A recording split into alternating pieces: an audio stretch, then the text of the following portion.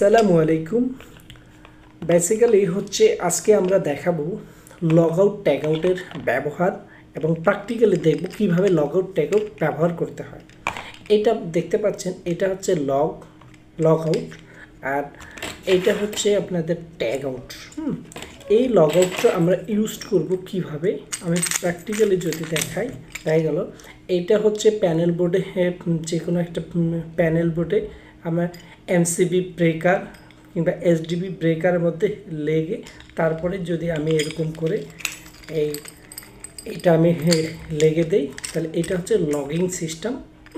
আর যদি এই লগিং সিস্টেমে যদি আমি আবার একটা ট্যাগ দিয়ে রাখি, এখন যদি এরকম করে দিয়ে রাখি, এটা হচ্ছে ট্যাগিং সিস্টেম। তাহলে tag system, log out tag out, এখানে লেখা থাকবে কোন ডিপার্টমেন্ট কে কাজ করলো।